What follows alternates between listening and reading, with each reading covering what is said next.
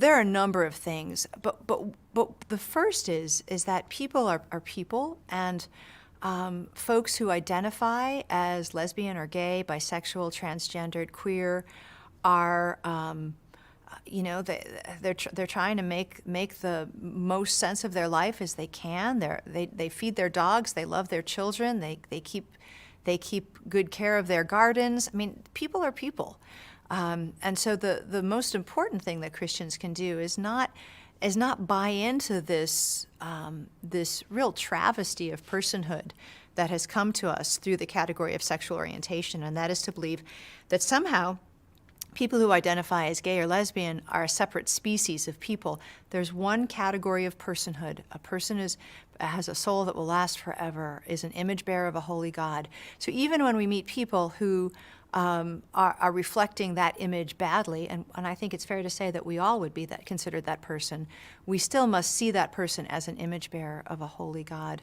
Another thing Christians get really tripped up with, I think, is they focus so much on the particular sin that person manifests, or that you think that person manifests, and they become then bad listeners. You know, when I first started reading the Bible and was meeting with Ken Smith, who was the pastor the Lord used in my conversion, he was really clear that he knew that my being a lesbian was not my biggest sin.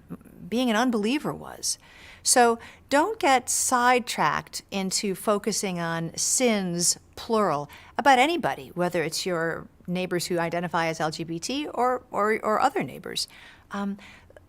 Get to know people well enough to know what's really the issue. You know, everyone has a longing for those things that eternal souls need. And the Word of God is the only food, and the person of Jesus Christ is the only friend for all of humanity. So don't get sidetracked with how people are presenting themselves or how they're identifying. That's not helpful, and it's not even kind.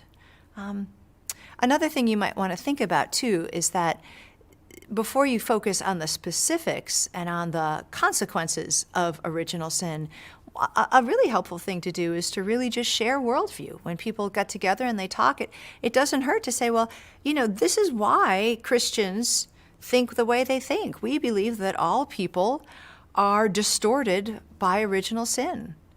Me and you and everybody else, and we're all distorted differently. But before you get into the particulars of actual sins, it really does help to at least have some kind of opportunity to talk about some other things. And there's only one way to do that, and that's to actually have time with people, to not be afraid to linger with your neighbors, and to not be afraid to have a particular household that encourages people to come and share their lives.